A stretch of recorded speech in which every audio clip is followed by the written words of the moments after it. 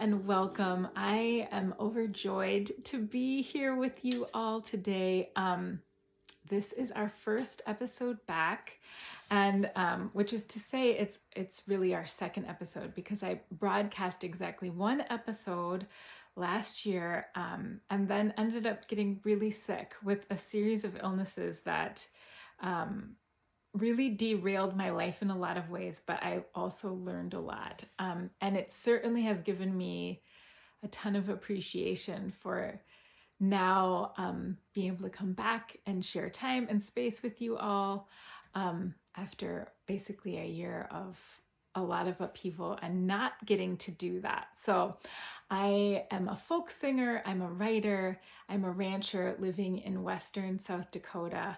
And this show is an opportunity to share stories and songs with you. And I hope it will also be an opportunity for us to build community.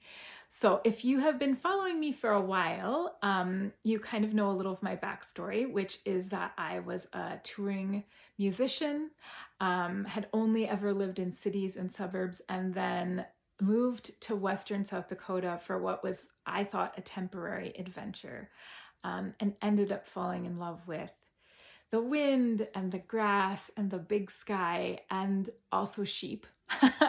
I had two bottle lambs that came to me and I was taking care of them. And again, it wasn't supposed to be a long-term relationship, but I grew to love them. And that was kind of the end of that. I knew I couldn't go back to city life.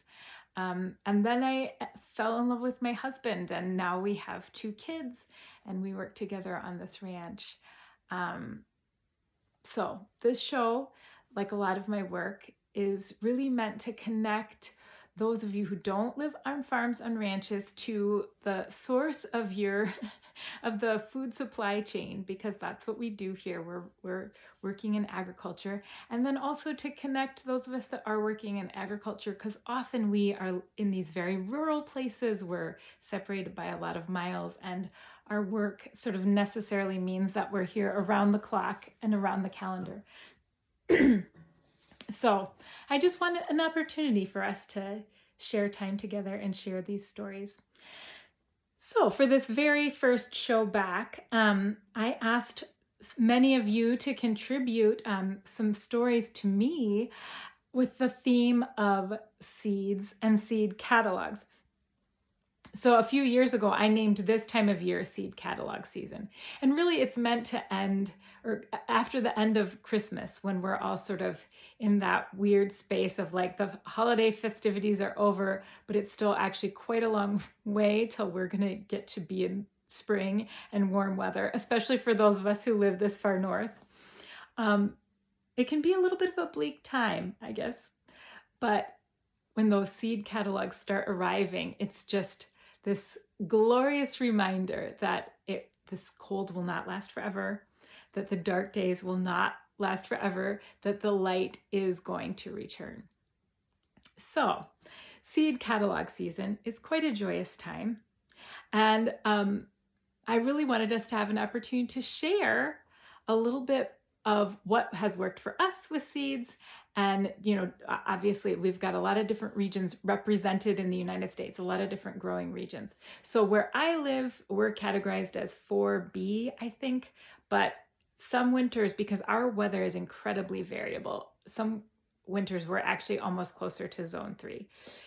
So we have a very short growing season, in other words. So anything that we grow, there's just a very, very short window, and we actually have quite extreme temperatures. So we're really far north, but we're also quite arid, and unfortunately it gets really hot. So it's dry and hot in the summertime, and in May, for example, we will have a blizzard, and then the following week literally will be in triple digit temperatures. That's not totally unheard of. So that's hard for plants. Consequently, I have had great luck in my gardening journey with seed catalogs and seed growers that are coming from similarly short season growers. So my favorite, again, if you follow me, you already know this, that my favorite is the Prairie Road Organic Seed Company. because they, are in the same growing region as us, very similar conditions. So I've been quite happy with the seeds I've gotten from them. And plus they're just cool people. So I'm going to tell you my recommendations. I love, so Tulsi basil. So if you're listening to this, you won't be able to see it, but if you're watching, I'm going to hold up. So Tulsi basil is one of my favorite plants that I've grown in the past few years. This is actually a plant that's really, it's sacred in India. And there's a whole history behind it and some beautiful stories behind it. I didn't think we'd be able to grow it here because obviously India and Western South Dakota do not have similar climates at all. But this variety that Prairie Road Organic Seed has, I've done great with, and I've grown it in containers and in my just straight in the garden, and both have done well. And this can be used as flavoring for food, but it also is great dried and then used in tea. And it's I think it's called a nervine. I actually don't know how to pronounce that word, but it's something that's supposed to be really calming and also good for digestion. So I totally recommend it on both counts. My other favorite seed from Prairie Road is this Dakota winter onion. Now, if you've ever tried to grow these kind of winter onions, they're perennials. They call them bunching type onions. And I am a huge fan of anything that kind of grows itself. I'm not a lazy gardener, but I don't know what you'd call me. I'm pretty good at being super excited about things and then accidentally letting them slide. So things that are hardy do well in my garden, and things that come up on their own also do well in my garden. So these perennial onions, it's funny because this packet is a couple years old, and you can kind of hear there's still seeds in there. And that's because the first year I planted them, I just put a handful in the ground, and they've come back more and more every year. So I never needed to use any of the other seeds. So I've got this packet if I ever want to start another patch, because they've done so well for me. All right, and then I've got a couple seeds that are, oh, actually no, there's one more. So another seed company that many of you actually wrote in to tell me you loved is Baker Creek, and I'm gonna share your recommendations in a minute, but that's another one that I've had some good luck with. I've also had some misses. I'll just say they are not in the same growing region as us, and it shows because I've tried things from them and they haven't worked at all. But one that has been really successful for us is these Uzbek golden carrots. So I've grown a lot of different types of carrots. These are the ones my kids like the best because they are so sweet and they do great for us even when it gets really hot, which is nice. It actually says here on the back, it's best in cooler weather, but honestly, that wasn't my experience. My experience is that they did just fine even when it was kind of droughty here. So another seed from them, from Baker Creek, is this celery. It's Chinese white celery. And this is another one that if you've tried to grow celery and haven't had good luck, this might be one to try, because I've had a lot of misses with celery, but this one, it's not regular celery. It's small, but it has the same flavor. So I still use it in soups and anything you would want celery kind of flavor. But it does a lot better than traditional celery. So, and then one more that I just got this year that I don't know, we're going to see how it goes. It's a melon seed, but it supposedly also has like a vine, and they're very tiny. So we're going to see how that works, because my experience too is if it's a big melon, it can be hard for us to grow. It's just too short a season for a big melon, but maybe a tiny little melon. They're called vine peach melons or mango peach melons. So anyway, we'll see. I'm excited about that. All right. Now, here are some recommendations from you all. This comes from my friend Penny. So this actually isn't a recommendation. This is a story that she shared with me, and I just absolutely love this. And please, send me your stories, because I would love to read your stories as well. So this says, if recollection serves, we would get seed catalogs in the first couple weeks of January. Everyone in the house went over it very carefully. A particularly favorite memory is that my mom, born in 1921, would order one packet of something she had never grown before. Conversations would continue through spring, summer, fall about the new item. She's been gone 24 years now, and I'm just now realizing how brilliant she truly was. Imagine conversations with kids, teens, neighbors that sparked interest across the year. And what would she get next year? And then she adds, we're in northwest central Minnesota at the White Earth Ojibwe Nation. And she also included a link to Gurney Seeds, which is a seed company I'm guessing her mom ordered from, because I know they've been around for a long time. So I love that story, because that is exactly what I hope to do with my kids and with you here now, is that we can have a conversation about what's working and what isn't, because I don't know, talking about seeds is a wonderful thing to do. All right, next I've got a recommendation. This actually comes from my neighbor, Maddie. She says, just last year we tried Johnny Select seeds for the first time for sweet potato slips, and they grew. I've also got tulips in the ground, but we'll have to wait a little while longer for a report on those. Now, I was amazed by this because I didn't know that we could really get sweet potatoes here. Again, that's not a traditional crop in South Dakota, but apparently you can make it happen. So the next one is from my good friend Ruth. She says she recommends Sand Hill Preservation. They're in Iowa, and bonus, they also have chickens. Which I have to admit, after she gave me this recommendation, I had to go on their website and look at their chickens, and now I think we're getting chickens, more chickens. We have chickens, but we can never have enough, especially of rare breeds. So she says they have a watermelon created for short season growers. Ruth also said that she tried sugar beets one year, and the attempt to make sugar was a failure, but her cows did like the beets. So there you go. If you want to try growing sugar beets, it doesn't work out, no problem. Just feed them to some cows. All right. My friend Amanda, who also happens to be the woman I got my little dog Bee from, and is a fantastic gardener, she agreed her cows also love beets, and she again recommended Baker Creek, as well as a company called Young, and then Burpee. Those are all companies she's had good success with. Next we have Sarah Berman, and she says she gets her seeds from the Young Seed Company as well, that they're based in Wisconsin, and also from Baker Creek, and that she has had good results from both companies. Next, we have Katie Dwyer, who is a brilliant musician from South Dakota. She lives over by Pierre. So she says she's in zone 4B, that kale is always easy, cucumbers, yellow squash, zucchini. And she also says we now have so many Jerusalem artichokes, aka sunchokes. Now, I have never tried to grow those, and I don't think I've ever even seen one. So I am intrigued.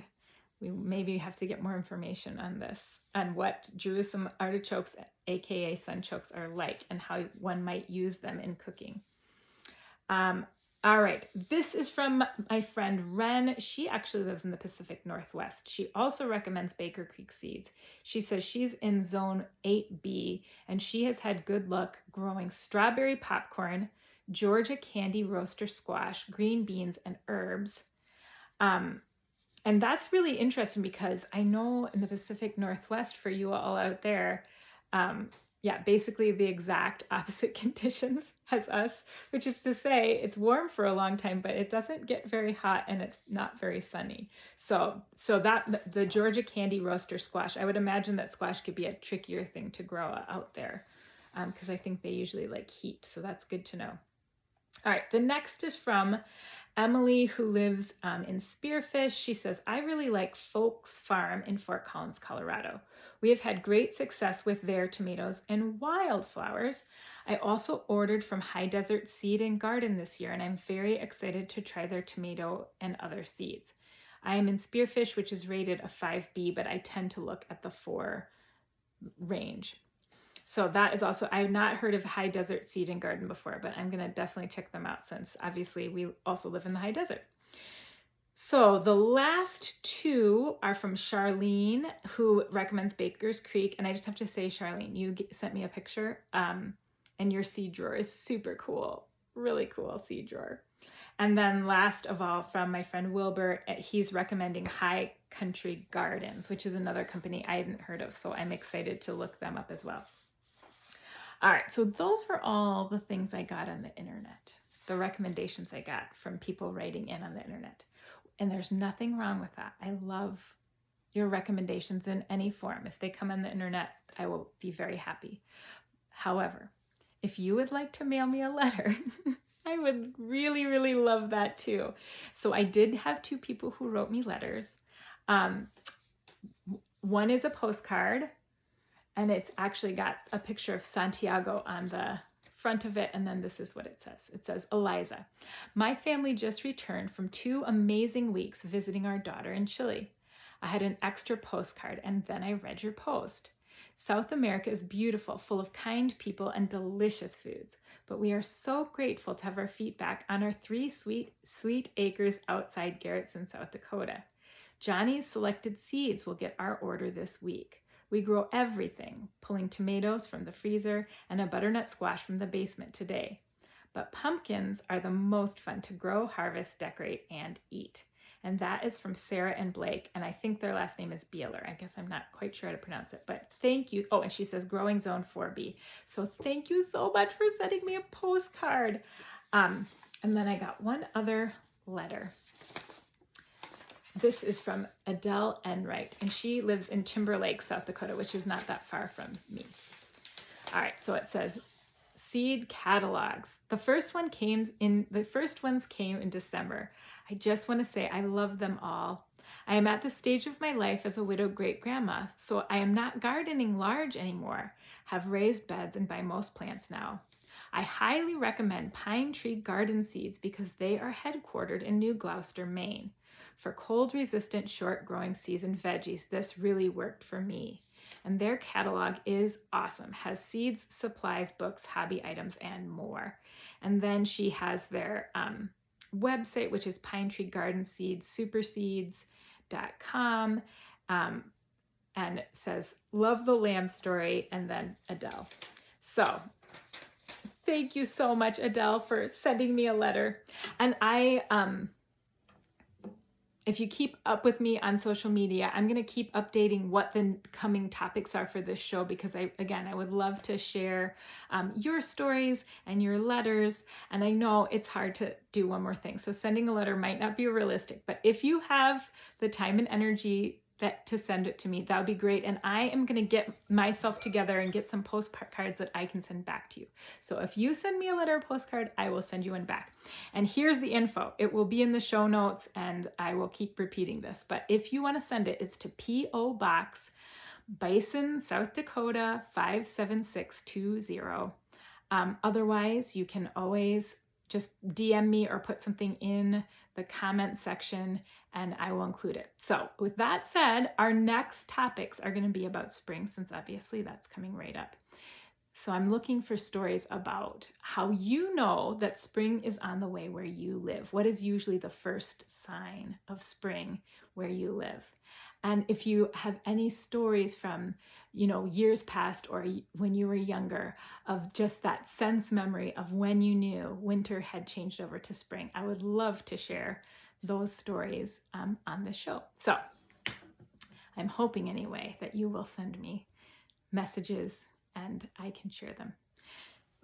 Now, meanwhile, this show is called the Perkins County Almanac, and that is because almanacs kind of give us a little sense of the year and what's to come. I was intrigued to discover that almanacs have been around for literally thousands of years. When I was doing a little bit of research to kind of find out when the first almanac was printed, it turns out that they had almanacs, literally like stone tablets with almanacs, because people have been sort of trying to understand the way the seasons affect us. Well, it sounds like since as soon as humans started writing things down, they started recording the history of seasons and also speculating what was going to come next. And so astronomy and almanacs were very closely linked, as were sort of calendars in general, as a way to understand what was happening in the world around them and to predict what might happen next. So it's a very human desire to have this grounding in the natural phenomena of cycles related to the seasons, related to growing, and also related to dormancy. So that's kind of what the themes of the show will be going forward. And as we just demonstrated, that can be literal, like actually planting seeds in the ground, but I think it can also be metaphorical. So I'm going to share one more song with you. We're going to keep this week a little bit short. Actually, I'm looking at the time. It's not short at all. So I guess I've managed to talk for the full 20 minutes, and we're coming up to the end of the show already, which is kind of impressive. But the idea of metaphorically planting seeds, I also think is really important and beautiful, especially because not all of us plant literal seeds anymore, but the cycles of that planting season, of the growing season, and of the season of dormancy is also still in our bodies and in our understandings of the world, whether we're like really, paying attention to it or not. At least that's my belief. So I wanted to share as the last song for tonight. This is actually a song that I wrote, almost 20 years ago. In fact, maybe even more than 20 years. Because when I was first adventuring into songwriting, I had terrible stage fright. I had no confidence at all in my ability to be an artist and a creative force in the world. But I was so desperate to express myself. And in ways that I can't really explain, I felt called to do this work while also simultaneously feeling really unable to do this work and almost unqualified. Not almost, definitely unqualified. So I actually did a lot of praying and soul searching, trying to figure out why I would want to do something that I thought I really wasn't good enough to actually do. And recently I've been reading about how the idea that our wounds and our fears actually carry the seeds of our own becoming, and that we can look to our wounds and to our fears as the place that we will grow into the truth of our own souls and the truth of our own purpose. So I'm going to play a song for you that I wrote when I felt I didn't know how to write a song and I wanted to write a song. And it was amazing because this song arrived as a gift, almost full and complete. I did very little work to write it, and that literally has never happened again. But I feel like this is the gift of the journey we're on, is that sometimes growth happens spontaneously. Sometimes it takes a lot longer. And for me personally, when I play this song now, I can feel still that seedling within myself, within my soul, that was waiting to burst forth into the world. And this song gave me the feeling of what was possible, that I could do it, that I could write a song, and I could share it with the world. So now I'm going to share it with you.